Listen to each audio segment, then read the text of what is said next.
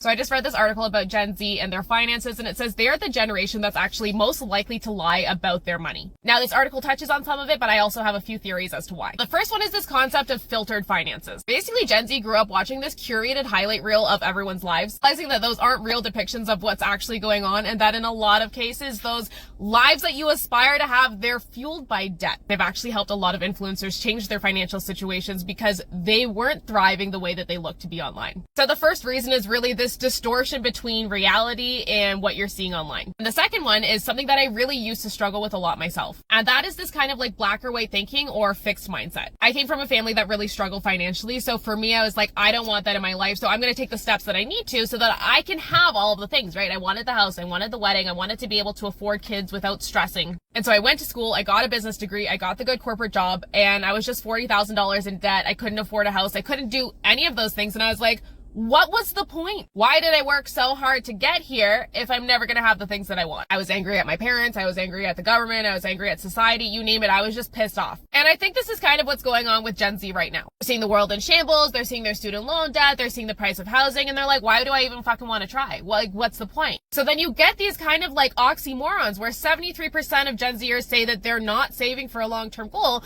but then 66% of them worry that they'll never have enough money to retire. Not realizing that this black or white thinking is keeping you from seeing the shades of gray. Like maybe saving a down payment for the house that you want is out of question right now. But could you save to buy the home that's going to help you build the equity to buy the home that you want? That's what I did for my first property. I bought a condo townhouse that nobody else wanted, and I flipped it, and I used that equity to buy the house that I wanted. Maybe they were thinking, I need $1 million for retirement, and I'm never going to have that. Not realizing that if they started investing $50 a month, that could grow into hundreds of thousands of dollars of free money. Maybe it's not enough to retire completely, but it could be enough to work part-time, because hundreds of thousands of dollars can change your life. I want you to think of it like this. Say that you are suffering from anxiety and depression, and you have the ability to go to therapy, but only once a month because that's what you can afford right now. You know that going once a week would be better and it would get you to your goal faster. But do you say no to going to therapy altogether just because you can't go every week? No, because then you know you'd never reach your goal of healing. Even though it might take longer, something is better than nothing.